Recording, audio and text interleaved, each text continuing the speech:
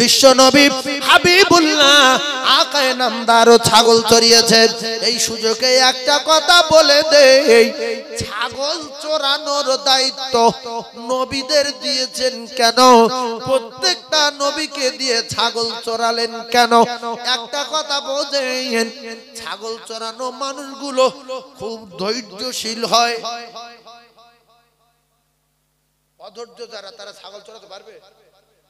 মাথায় মুকুর মেরে মেরে ফেলে দিয়ে বাড়িয়ে বলবো, আব্বা 4টে ছাগল মাঠে নিয়ে গিয়ে সব কটা মেরে ফেলে দিচ্ছি, এতে তুমি আর ফাঁসি দাও, জেল দাও, দাও ভিক করবো, কিন্তু ছাগল আর চড়াবো না, বংশ থেকে নির্বংশ করে দিস, মেরে দিস। এজন্য ছাগল চড়িয়েছেন, কথাটা মাথায় রেখে দেন। উম্মাত কেউ মদখোর, কেউ চোর, কেউ সুদখোর, কেউ বেনামাজি, কেউ চিটিংবাজ, কেউ নবীর ইট মারতে আসছে, কেউ নবীর শাবল মারছে, কেউ নবীর মাথায় পচা উটের নাড়ি চাপাচ্ছে, কেউ দাঁত ভেঙে দিচ্ছে, কেউ মাথা ফাটিয়ে দিচ্ছে। নবী কার উপর রেগে গেছে? জোরে বলে। ছাগল চড়ানো লোক অত সহজে রাখবে না। ইট মেরেছি, মসজিদে পেশাব করেছি, ধৈর্য আছে না? নাই। সাহাবীরা নবীর চেয়ে ধৈর্য কম বলে বলতে, হুজুর বলেন মসজিদে পেশাব করেছে, কুচে দি, বলেন আসার মারবো, ছড়িয়ে দেবো। বলছে ছড়ানো কাজ না, আস্তে করে বলে গুড়িয়ে নিতে হবে, ছড়ানো কাজ। ছাগল চড়িয়েছে বলে ধৈর্য আসে না। মুসা নবী ওইভাবে রেগে আগুন হয়ে গিয়ে বলল, এতগুলো ছাগল যদি খেলায় আমারও খেলি, আমি যাবো বলে। ছাগল সব পাহাড়ে চলে গেছে, মুসা নবী পাহাড়ে গেছে, কে শুধু তাকাচ্ছে, কি খায় দেখবো, হাতে বাড়ি আছে, কি খায়, ছুটে ছুটে ছুটে ছুটে দম হয়ে গেছে। ওই কিসে খায় কিসে খায় করতে করতে ঘুমিয়ে পড়েছে। ঠান্ডা পাহাড়ের হাওয়া, ঘুমিয়ে পড়ার সাথে সাথে পাহাড়িয়া অজগর সাপ, যে সাপে মানুষ, বকরি, উট, দুম্বা সব বাইরে বার হয়ে গিলে লাই, পাহাড়ের গুহার ভিতরে থাকে। পাহাড়ের গুহার থেকে বার হয়েছে, দেখছে কটা মানুষ কটা ছাগল পাহাড়ে আছে। হ্যাঁ, যখন করে আসছে অজগর মুসা নবীকে গিলে নেবে, ঘুমিয়ে পড়লে লাঠি আর হাতে থাকবে না, আলগা হয়ে যাবে। আলগা হয়ে গেছে, লাঠি সাঁ করে উঠে দাঁড়িয়েছে। সব সাপের বাপের নাম মুসা নবীর লাঠি। সাপ ভাবছে যে মানুষের জন্য লাঠি উঁচু হয়েছে, তার কপালে আগুন দেয়, এবার দাঁড়া, তুই দাঁড়া। লাঠি উঁচু হয়েছে, লাঠি উঁচু হওয়ার পরে ও কলিজার টুকরারা সাই সাই করে লাঠি ঘোরে আর ঝাবাট ঝাবাট করে মাথায় মারে। মাথা কুচে দিল, বডি কুচে দিল, লেজ পর্যন্ত কুচে দিল, সাপটা মরে গেল। মুসা নবীর লাঠি মুসা নবীর হাতে চলে আসলো। মুসা নবীর ঘুম ভেঙে গিয়ে দেখছে হাতের লাঠি হাতে, পাহাড়ে বকরিগুলো খাচ্ছে। আমি ঘুমিয়ে পড়েছিলাম হালকা 1-2 মিনিট, সাইডে তাকিয়ে দেখে বিরাট বড় অজগর, মাথায় লাঠি মারা মারা দাগ, বটি লাঠি মারা মারা দাগ, লেজ পর্যন্ত লাঠি মারা মারা দাগ, টাটকা রক্তের দাগ। যা হয় হোক, সাপ তো এখানে ছিল না। আমি যখন এখানে এসেছি সাপ নেই, ব্যাপারটা কি বোঝা যায় না। এখন বকরিগুলো নিয়ে পালিয়ে যায়, এখনো বকরি বেঁচে আছে, আমিও বেঁচে আছি। নবী বলেছে গেলে ফেরে না, এই এতক্ষণ তো বেঁচে আছি। আর একটা মানে অলৌকিক ব্যাপার দেখছি যে সাপটা মরা, পালাই, অবস্থা খারাপ। সব বকরি নিয়ে মুসা নবী শুআয়ব নবীর বাড়ি চলে গেলে, গিয়ে বলে, হুজুর গো, পাহাড়ে যেতে নিষেধ করেছিলেন, পাহাড়ে কোনোদিন যাইনি, আর যেতাম না, কিন্তু আজকে যেতে হলো বাধ্য হয়ে। বলছে কেন বাপ? বলছে হুজুর হঠাৎ করে বকরিগুলো কি হলো জানি না, ডান দিক থেকে বকরি উঠলো, বাম দিকে গেলাম, বাম দিকে বকরি উঠলো, আবার ডান দিকে এলাম, এই করে করে দুই বকরি দুই দল বকরি দুই দিক দিয়ে পাহাড়ে চলে গেল। আমি ভাবছিলাম কি হবে, এতগুলো ছাগল মারা যাবে, আমিও যাব। হুজুর গো, পাহাড়ে উঠে হালকা ঘুমিয়ে পড়লাম। ঘুম থেকে উঠে দেখতে পাই পাহাড়ে বকরিগুলো সব বেঁচে আছে, কিন্তু আমার পাশে একটা বিরাট বড় অজগর সাপ মরে পড়ে আছে। বলছে সাপ, বলছে ছোট না বড়? বলছে বিরাট। বিরাট। বলছে আচ্ছা ওই সাপের কি গায়ে কোনো মারার দাগ টাগ আছে? বলছে হুজুর শুধু লাঠি দিয়ে কষা দাগ। জোরে বলে লাঠি দিয়ে কিসের দাগ? এই ঘটনা শুনলে না?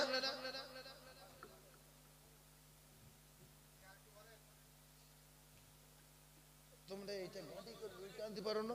এই দেখলো ভয়তে বুঝে যায়, এইটা ঘাঁটি করে আনতে হয়। ওই এমন তরবারিও যদি লোক দেখে, লোক ভয়তে বুঝিয়ে দেবে যে আননি। এই বলছে শুধু বলছে সোহাইব নবী বলছে বাপ তো বকরি তো খায়নি, তোমার তো কিছু হয়নি, তো সাপ দেখলে তো সাপের কোনো মারার দাগ টাগ আছে? কেউ মেরেছে? বলছে হুজুর লাঠি দিয়ে শুধু কষা দাগ, নবুয়ত পাইনি বলে লাঠির মর্ম বোঝেনি। বলছে লাঠি দিয়ে কষা দাগ। সোহাইব নবী বলছে আচ্ছা লাঠি মারা দাগ? বলছে হ্যাঁ। বলিনি যে এটা তোমার মুজিজার লাঠি, লাঠি মেরেছে। বললে নবুয়ত পাওয়ার আগে অস্থির ছুটিয়ে দেবে। বলছে লাঠি মারা দাগ? বলছে বলছে ঠিক আছে তাহলে পাহাড়ে যাবে, অসুবিধা নেই, তবে একটা কথা শোনো, জলে যাও জঙ্গলে যাও, লাঠি কোনোদিন হাতছাড়া করবে না, একটা কথা মাথায় রেখে দাও। ও কলিজা টুকরা না যুবকেরা, আল্লাহর নবী শুআয়ব আলাইহিস সালাতু ওয়াস সালাম কমপ্লিট হয়ে গেল। ইনি হলেন আখিরি জামানার পয়গম্বর নবী মুসা আলাইহিস সালাতু ওয়াস সালাম। জোরে বলুন সুবহানাল্লাহ। শুআয়ব নবী সিদ্ধান্ত করলেন যে আমার মেয়েটাকে এই মুসা নবীর সঙ্গে বিয়ে দেব। সুবহানাল্লাহ বলেন। মুসা আলাইহিস সালাতু ওয়াস সালামের সঙ্গে বিয়ে দিলেন। বিয়ে দেওয়ার পরে আমার নবী বিয়ে দিয়ে জামার কিছু দিয়েছিল না দেয়নি? কথা বলেন। খেজুর গাছের তোষক দিক, ছবড়া দিক, পানির মশক দিক, নামাজের পাটি দিক, যাই দিয়েছিল। শোনেন আমরাও দেই তো, কিন্তু যারা চেয়ে নেয় এরা শুকুরের রক্ত খায়, কুকুরের গু খায়।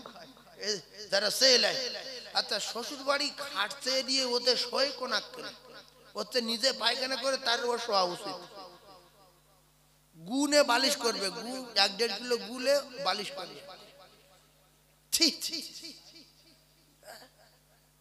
একটা মানুষের কলিজার টুকরা কেটে নিচ্ছে, কলিজা কেটে নিচ্ছে।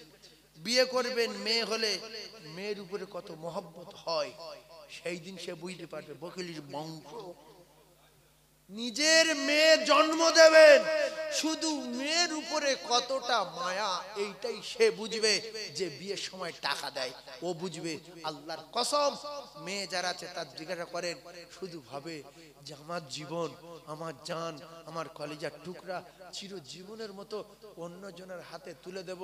আর সে তার বাড়ি চলে যাবে, কত কাজ করবে, কি করবে, কোনটা চাইবে, কোনটা পাবে, কি হবে না, টাইটেল বদলে যাবে। সর্দার ছিল লস্কর হয়ে গেল, মন্ডল ছিল গাজী হয়ে গেল। আর আমি নিজের আব্বা, আমার নিজের স্ত্রী অর্থাৎ ওর মা, ওর বাপ, তাদের চেয়ে শ্বশুর শাশুড়ির পাওয়ার বেশি। আমরা যদি বলি পাঠাবো না, বলবে এক্ষুনি এক্ষুনি পাঠানবেন, এক্ষুনি, নাহলে অসুবিধা আছে। এ মোস্তানি দেখে না, দেখে না, বাপ কাঁদছে যে মা তুই যা। মেয়ে বলছে আব্বা আজকে দিনটা থাকি না। বলছে মা অসুবিধা আছে, তুমি বোঝো না, যাও যাও, আফসোস। আর সেই বাপ কলিজার টুকরাটা কেটে তোর মতো ফেরাউনির বংশের হাতে তুলে দিচ্ছে, বকিলির বংশ। ফের বলছে একটা মোটর বাইক দিলে হতো, বুলেট গাড়ি।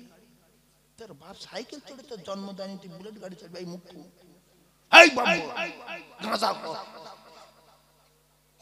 মুসলমানের ঘরে জন্মলে গাঁজা খেয়ে ভম না হয়ে গেলে শ্বশুর গাড়ি চায় না, শ্বশুর কাঁদায় না।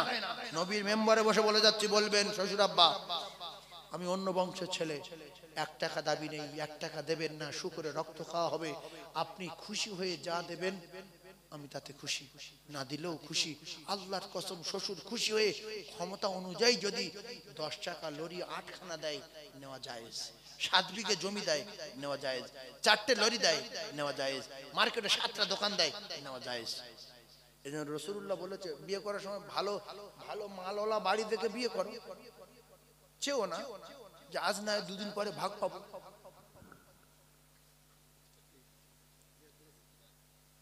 কিতাবের কথা বলছো, বাপের কথা না। রাসূল বলেছে, যার বাপের টাকা আছে তার মেয়ে দেখে দেখে বিয়ে করো, হাতে পায়ে ধরে কায়দা কানুন দেখিয়ে। এ ভাই, আপনার খুব ভালোবাসি বহুদিন থেকে, আল্লাহ তোমার ভালো করুক, তোমার আমার বাপ বলে ডাকবো, তোমার মেয়েটা আমার দাও, আমি খুব ভালো। কারণ পিছনে টার্গেট 7 বিঘা জমি, 7 কোটি টাকা দাম, 1 বিঘে তো পাবো। কিন্তু একটা টাকা চেয়ে নেওয়া যাবে না, যাবে না, যাবে না। আচ্ছা, এখানে যারা বিয়ে করেনি, একটা যুবক বলবে আমি তার জন্য দোয়া করব, আল্লাহ তার কোটি কোটি টাকা দেবে। সে বলবে আমার বাপ যদি দাবি করে কোনো জায়গায় বিয়ে দেয়, আমি ও বিয়ে রাজি নাই, আর আমার বিয়েতে একটা টাকা দাবি করব না। এরকম একজন যুবক ছেলে আছে, আল্লাহ তার জন্য কবুল করে নিয়ে কোটি কোটি টাকা দেয়। একজন বলবেন আমি বিয়ে করব, কোনো টাকা নেব না। এই একজন হাত তুলেছে, আল্লাহ জান্নাতুল ফিরদাউস দেন। 2 জন, 3 জন। আচ্ছা, যারা যুবক আছে হাত তোলো, আল্লাহ হায়াত দিক, হাত তোলো দেই। কজন? নারায়ে তাকবীর, নারায়ে তাকবীর। এই যে 50-60 জন হাত তুলেছে, কাজ একটা হয়েছে গো, জলসা দেব, কাজ হয়েছে। তোদের জলসা কবুল হয়ে গেছে, চিন্তা করি না। আল্লাহ লেবে না, না আল্লাহ। আমার বাপজি বলছে আমাদের এখানকার ছেলেরা লেবে না, এরা আলাদা। আল্লাহ কবুল করেন, সকলে বলেন আমিন। মুসা নবীর বিয়ে দিল কার সাথে? মেয়েটার নাম কি? সবুরের সাথে বিয়ে দিল। বিয়ে দিয়ে শোয়েব নবী কি দিচ্ছে? জামার কি দিচ্ছে দেখেন। বলছে বাবা, এ বছরে এই বকরির যত বাচ্চা মেয়ে মদ্দা বাচ্চা হবে, সব বাচ্চাগুলো তোমার, মেয়ে বাচ্চাগুলো আমার। কি বাচ্চা তোমার? মদ্দাগুলো তোমার, মেয়েগুলো আমার। সাধারণত দেখা যায় মেয়ে মদ্দ মিলিয়ে হয়তো হাফ হাফ হলো, কিছু মালিকের থাকলো, কিছু জামাত চলে গেল, কিন্তু কেতাবে লেখা সে বছরে একটা মেয়ে বাচ্চা হয়নি। জোরে বলুন। সব কি বাচ্চা ভাগে পেল কে? মুসা আলাইহিস সালাম সব পেয়ে গেছে। শোয়েব নবী তার পরের বছরে বলছে, বাপ এবছরে মাদাগুলো আমার, শুধু মেয়েগুলো তোমার। সে বছরে সব মেয়ে, মুসা নবী সব মেয়ে বাচ্চা হয়েছে। এবারে 3 বছর দেওয়ার কথা পর পর, এবার শেষ বছরে বলছে, আব্বা এই এবছরে মেয়ে মাদাগুলো আমার, যেগুলো কপাল সাদা হবে সেইগুলো তোমার, তাতে মেয়ে হোক মদ্য হোক। সে বছর যত বাচ্চা হয়েছিল মেয়ে মদ্য সব কপাল সাদা। জোরে বলুন, আরো জোরে বলুন। তাহলে কোনো কায়দাবাজি খাটলো না, সব মুসা নবী পেয়ে গেল। এইবারে আল্লাহর নবী শুআয়ব বললেন, বাবা তুমি এইবার বাড়ি যাও, তুমি আমার মেয়েকে নিয়ে যাও, পেটে বাচ্চা। ওই বকরি, সব বকরি নিয়ে আর ওই বাচ্চা স্ত্রী নিয়ে কদম তুলে আগাচ্ছে। হঠাৎ ফিরফিরে হাওয়া, হালকা বর্ষা, স্ত্রী প্রসব বেদনা, রাস্তার মাঝখানে। স্ত্রী বলছে, স্বামী খুব কষ্ট হচ্ছে, এতগুলো বকরি, আমার পেটে ব্যথা, পেট ব্যথা করছে, আমার খুব কষ্ট হচ্ছে, আপনি একটু আগুন সংগ্রহ করুন। কি কি কি আনতে বলছে? জোরে বলেন, মুখে বলেন না। আগুন, ঠান্ডা হাওয়া, শীতের সময়, আর কষ্ট হচ্ছে, আগুন আনতে বলে যান। আর ওদিকে আপনার কোহে তুর থেকে আল্লাহ পাকের নূরের তাজাল্লি মুসা নবীকে দেখাচ্ছে, বয়স 50 বছর। মুসা নবীর বয়স ক বছর? নূরের তাজাল্লি দেখাচ্ছে কে? নবুয়ত দেবেন কে? আল্লাহ। আর মুসা নবী দেখলো যে এই তো আগুন। এই জন্য পাহাড় দেখবেন অনেক দূর থেকে কাছে লাগে, কিন্তু যেতে গেলে চোখ ধোমা। কথা হচ্ছে না? হাজী সাহেব যারা আছেন দেখবেন মদিনায়, মসজিদে নববীর মদিনার চত্বরে, অর্থাৎ রিয়াজুল জান্নাতের কাছে দাঁড়িয়ে দেখবেন উহুদ পাহাড় এই লাল মতন দেখা যাচ্ছে, এই হেঁটে যাও চোখ ধোমা হয়ে যাও, বাপের নাম ভুলে যাবে। পাহাড় দেখায় কাছে, কিন্তু হেঁটে গেলে অনেক দূরে। তো মূসা আলাইহিস সালাতু ওয়াস সালাম আগুনের কথা শুনে দেখলো যে এই তো আগুন, বলছে একটুখানি দাঁড়াও, আমি যাব আর আসবো। আর আল্লাহ পাক পয়গম্বরকে ডেকে নিয়ে সঙ্গে সঙ্গে জান্নাতে হুর পাঠিয়ে দিয়েছে, জান্নাতে প্রহরী পাহাড়দার পাঠিয়ে দিয়েছে মূসা আলাইহিস সালাতু ওয়াস সালামের স্ত্রীর হেফাজতের জন্য। তো মূসা নবী যেই যাচ্ছে, কাছাকাছি যখন যাচ্ছে, হঠাৎ করে আওয়াজ হচ্ছে, মূসা জুতো খোলো। আমরা বলতে হার্ট ফেল করতো যে আগুন আনতে, যে আগুন কথা বলছে মানে কি, আমি কি ফেসে যাবো নাকি? আল্লাহ নূরের তাজাল্লি, গায়েবী আওয়াজ হচ্ছে, মূসা এই পাহাড় পবিত্র পাহাড়, এই পাহাড় পবিত্র পাহাড়, এখানে জুতো পায়ে দিয়ে আসা যাবে না। জুতো খোলা হলো। যা বলছে শুনি, আগুন দরকার, কিন্তু আগুন পাবে কি? জোরে বলেন। ওটা আল্লাহ পাকের নূরের তাজাল্লি। এই কুচি 1:30 বাজে তো ভাই, একটা ফেসাদ কি জানেন, যেখানে 11:30 বাজে, আর আপনারা কাজের মানুষ, বিভিন্ন রকম চাষাবাদ করা মানুষ, আমি বলতাম না, বা শুধু বাপজি বললে একটু ঠেলে দাও। এখন আজান দিতে বলেছে কমিটির ছেলেরা, আজানটা দিতে হবে। অন্য একটা ওয়াজ করতে বলেছিল, এ বাপজি বলেছিল আগুন পান বলতে হবে, তাই তো? এ বাপজি আগুন পান নিয়ে বসে আছে। তো আমি একটা কথা আপনাদের বলি, এক কথায় বুঝে নেবেন, আপনারা যে পাক্কা মোমেন বা ইমানদার বা রসুলের সৈনিক, আল্লাহর কসম খেয়ে বলছি, তার প্রমাণ এটাই, নবীর জীবনী আপনাদের খুব ভালো লাগছে। লাগছে না? লাগে না? যে যার ভালোবাসে তার আলোচনা শুনতে সে ভালোবাসে। কারণ আমি যে মেয়েটার সঙ্গে প্রেম করি, তার কথা কেউ যদি আমার সঙ্গে বলে, সারা রাত হলেও আমার শুনতে ভালো লাগবে।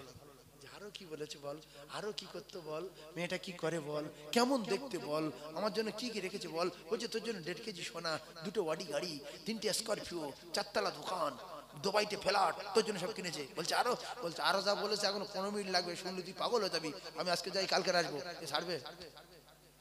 বলো তুই বলে যা, বলো তুই বলে যা। হ্যাঁ, তো আমরা জীবনের চেয়ে ভালোবাসি কার? রাসূলুল্লাহ। জীবনে যে ভালোবাসি কার? রাসূলুল্লাহ। রাসূলুল্লাহ জীবনী যত শুনবেন তত ভালো লাগবে, তত ভালো লাগবে। এর নাম প্রেমিক, এর নাম ঈমানওয়ালা, এর নাম আল্লাহওয়ালা। আল্লাহ বলেছেন আমার দোস্ত যত প্রেম করবে, ওয়ায়াগফির লাকুম যুনুবাকুম ওয়াল্লাহু গফুরুর রহিম, আমি আল্লাহ পাক তার বেগুনাহ মাসুম করে দেব। জোরে বলুন, আরো চিল্লে বলেন। একটা তাকবীর দেন দিন, নারে তাকবীর। আরো জোরে নারে তাকবীর। নারে তাকবীর। আয়রে সোনার চাঁদ আমার, আয়রে ফিরে আয়, আয়রে সোনার চাঁদ আমার, আয়রে ফিরে আয়, দুদুমা ডাকে তোমার, আয়রে ফিরে আয় মানিক আমার, আয়রে ফিরে আয়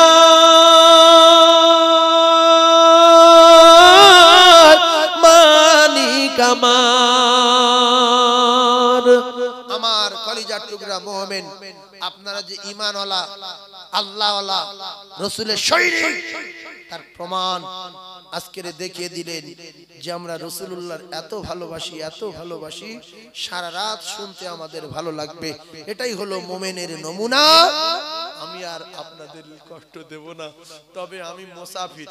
একটা কথা জেনে রাখবেন বাপ, আমি মুসাফির, আমার বাড়ি বহুদূর, আমি মুসাফির।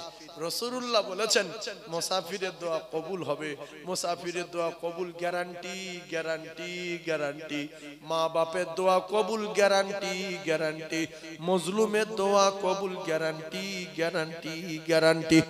আমি দোয়া করব মুসাফির, সারা পৃথিবীর জমিনে প্রত্যেকটা গ্রামে মসজিদ, মাদ্রাসা, জলসা কমিটি, প্রত্যেকটা জায়গায় দ্বন্দ্ব আছে, কিয়ামত পর্যন্ত থাকবে। কারণ রাসূলুল্লাহ সবার কাছে ভালো হতে পারেনি ভালো কাজ করে। এখনো পৃথিবীর জমিনে যারা ভালো কাজ করে এরাও সবার কাছে ভালো হতে পারেনি। যদি পৃথিবীর কোন জলসা কমিটি, পৃথিবীর কোন মাওলানা, পৃথিবীর কোন বক্তা, কোন হাফেজ, কোন মুফতি সাহেব সবার কাছে ভালো হয়, তাহলে সে নবীর টপকে দেবে। আর যে নবীর টপকাবে তার ঠিকানা জাহান্নাম হবে। সুতরাং নবীকে আজ পর্যন্ত সবাই ভালো বলে না, তাই জলসা যারা দেয় এদের সবাই ভালোবাসবে না, ওয়াজ যারা করে এদের সবাই ভালোবাসবে না, ব্যবসা যারা করে সবাই ভালোবাসবে না, চুল যারা কাটে তাদের সবাই ভালোবাসবে না, ভ্যান যারা চালায় তাদের সবাই ভালোবাসবে না। প্রত্যেকটার ভিতরে দ্বন্দ্ব আছে না নাই? এমনি ফকির যদি একটা পাড়ায় বারবার আসে, অন্য ফকির পিটতে যায়, তুই বারবার এই পাড়ায় আসিস কেন? মঙ্গলবার এসে 2 সপ্তাহ পরে আসবি, তোমরা গুণগত ফকির আনি তো মারতে যাচ্ছে। এই আসে না না, চুল কাটেন, চ্যালেঞ্জ দিচ্ছি। আমিনপুরে চুল কাটা দোকান আছে তো, আছে না? গোলাবাড়ি আছে তো, গোলাবাড়ি একটা দোকানে চুল কাটবেন, কেটে পাশের দোকানে যাবেন, ভাই চুলটা দেখবেন ঠিক কেটেছে? বলছে মাথায় কিছু নেই তো, শেষ করতেছে, শুধু খাস পেলেছে। কে কেটেছে? বলছে অমুক দোকানদার। যা যা, চলো চলো চলো। বলছে কি হয়েছে বল? বলছে মাথায় কিছু নেই। আর ও কবে চুল কাটা শিখেছে? ও কি কিছু জানো? এই মাথা নিয়ে কোথায় যাবি তুই? তো বলছে তুই কেটে দে ভাই, আল্লাহ তোর ভালো করে দে, ওর 1.5 দিস, তোর 1.5 দিতে বলে এর মাথা কেটে দিল। দে ফের আরেকটা দোকানে গেছে, বল চুলটা কেরম হয়ে যাক তো? বলছে কোথায় কেটেছি? বলছে এর দোকান থেকে। বলছে তোমার কাছে কাজ শিখতো।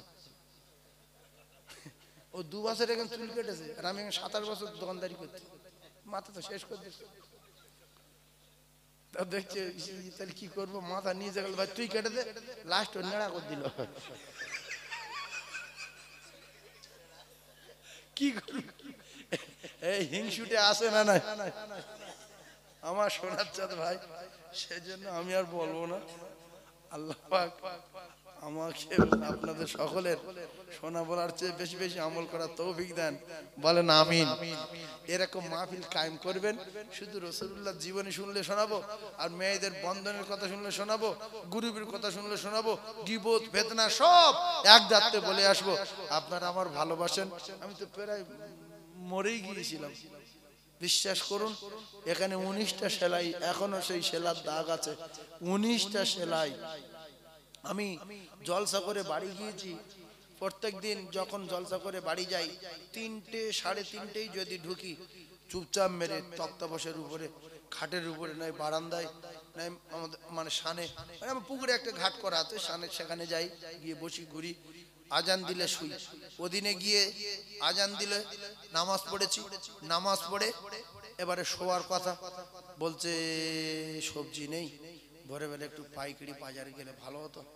আর পাইকারি বাজারে গেলে যে মাল 20 টাকায় পাবো, বেলায় গেলে সেই মালটা 30 টাকা কিনতে হবে।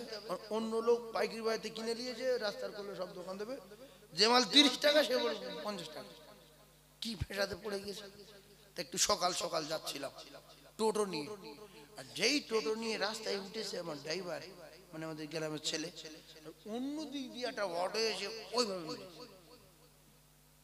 ওই পাল্টি গিয়ে পড়ে, আসার কে পড়ে, কোথায় কি হলো না হলো আমি কিচ্ছু জানি না।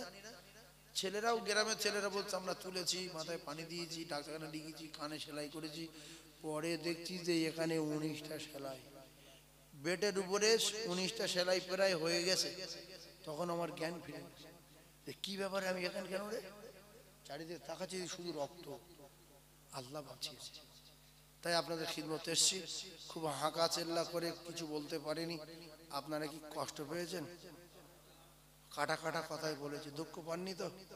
আপনারা দোয়া করবেন, আর সবার বলে যাচ্ছি। এবারে ওই জলসায় 60 হাঁড়ি বিরিয়ানি, 52 না হাঁড়ি, কত হাঁড়ি হয়েছিল, কত হাঁড়ি? 52 হাঁড়ি, 60 হাঁড়ি বিরিয়ানি করার কথা। মানে 12টা পর্যন্ত, রাত সন্ধ্যা 9টা থেকে নিয়ে 12টা পর্যন্ত এই ভাইয়েরা সব গিয়েছিল বিরিয়ানি বিরিয়ানি বিরিয়ানি। এতগুলো কিছু করার পরে ওই মাদ্রাসায় জলসায় বহু লোকজন গিয়েছিল এলাকা থেকে, তো প্রচুর একটা খরচ হয়ে গেছে। আপনাদের সকলের কাছে দোয়া চাচ্ছি, আপনারা দোয়া করবেন, প্রতিষ্ঠানটা যেন আল্লাহ কবুল করেন, এলাকার মানুষ লক্ষ্য রাখে, আপনারা লক্ষ্য রাখবেন। আমার টোটাল জিন্দগিতে কোনো জলসায় 10 টাকা হাত পেতে নেইনি, কোনোদিন কারুর জলসায় চাইনি। এরকম বলি যে আমার মাহফিলে যাবেন, আমার বাড়ি মাদ্রাসায় যাবেন, দেখবেন যদি ভালো লাগে তো 10 টাকা দেবেন। কোনোদিন জলসায় রমাল ছাড়িনি যে বাবু 10 টাকা করে দাও না বাবু, কাল সকালবেলা চাল কিনবো, 300 বাচ্চা খায়, আল্লাহর কসম কোনোদিন বলিনি। বন্ধু বান্ধব ভালোবাসার মানুষগুলো দেয়। আমার এই ভাই মাওলানা আতাউর রহমান সাহেব ইনিও দেন, মহল্লার লোকজনকে নিয়েও যান। অনেকগুলো চাল এবারে দিয়ে এসেছিল, চাল দিয়েছিল না অবস্থা 22 বস্তা চাল দিয়েছিল মহাশয়। তো এক একদিনে কোনদিন 3 বস্তা কোনদিন 4 বস্তা করে চাল লাগে। আমার সোনার চাঁদ ভাই, আপনারা সবাই দোয়া করবেন তো? এটাই চাচ্ছি। কি চাচ্ছি? দোয়া চাচ্ছি। দোয়া করবেন সবাই, আল্লাহ যেন প্রতিষ্ঠানটাকে কবুল করেন, বলেন আমিন। আপনাদের এই এখান থেকে নিয়ে এই আশপাশে যত বইরা কালীবাড়ি উমুক তুমুকি পাশে এদিকে পোদরা যত আছে যা এখানে আছে, আপনাদের এখানে কয়েকবার এসেছি। কোনোদিন জলসায় টাকা চাইছি কারোর কাছে? একটা লোক বলতে পারবে? একটা লোক প্রমাণ দেখাতে পারবে না। কোন জায়গায় ভারতবর্ষে চারানা পয়সা চাইনি। জলসায় বসে বন্ধু বান্ধব দেখতে পেলে বলি ভাই একটু লক্ষ্য রাখিস। তারা দেয় মাদ্রাসায় চাল দেয়, আলু দেয়, পেঁয়াজ দেয়, সবজি দেয়, গাড়ি করে সবজি দেয়। আজকের সম্ভবত একজন 5 কেজি আদা মনে হচ্ছে পাঠিয়েছে, কোনো একজনের কাছে পাঠিয়ে দেওয়ার কথা মনে হচ্ছে। নিয়ে এসছো না? গাড়িতে দিয়ে গেছে, এই বলছে গাড়িতে দিয়ে গেছে। এই এলাকার মানুষ বললো যে দোয়া করবেন, 5 কেজি আদা দিচ্ছি, গাড়িতে করে নিয়ে যাবেন। এইভাবে চলে। ফালতু 10 টাকা করছে আর ঝাপটা খাবো। এই লোক বলবে মাদ্রাসা নেই, মিথ্যা কথা, 10 টাকা কেন দিল, হচ্ছে বিড়ি খেলি ভালো হতো। এ বলবে দেওয়াটা ভুল হয়ে গেছে রে, বুঝতে পারিনি। আর এত কোটা টাকা দেবে, 10 টাকার লোট এতটা। আর চার দোকানে গিয়ে আমিনপুরে চা খাবার বললো কাল কি করে জানি, সাহেব বলে কি করে দে? বলছে এতটা টাকা তুলে গেছে। বলছে খোদার কসম, বলছে মা খাকি দেড়ি, বলছে এই এ ছিল জিজ্ঞেস কর। ওর বলছে কিরে সত্য? বলছে হ্যাঁ ঠিক আছে। বল কত টাকা? বলছে হ্যাঁ আপনার তো ঠিক আছে। সে জানবে কয়েক লাখ টাকা তুলে দেবে, কিন্তু গুনে দেখা যাচ্ছে 550 টাকা। কি হয় না? আরে 10 টাকার লোট গামছায় করে নিয়ে আসছে 550 টাকা। ওই তুলে আর লোকের কাছে মার খেয়ে মরবো? ও তো ডাকাত ধরবে রাস্তা, যে এতটা টাকা নাই, ডাকাত পাটা। ডাকাত বলবে কেন নিলি, তো গোনাই যাচ্ছে না। আল্লাহ আমাদের হেফাজত করেন। এই মাহফিল আগামী বছরে চালাবেন বাবু সবাই ইনশাআল্লাহ। ছোট্ট ছোট্ট করে কিছু কিছু দিয়ে এই মাহফিলটাকে কায়েম রাখেন। রাসূলুল্লাহ সৈনিক তৈরি হন, রাসূলের মহব্বত কলিজায় ভরিয়ে নেন। আল্লাহ পাক আমাদের কবুল করেন। একজন সোনার মানিক প্রথমে বলতে হবে যে আমি যদি মরে না যাই 50,000 টাকা দেব সামনে বছর, আমি তার জন্য দোয়া করব। আল্লাহ তার মৃত্যুর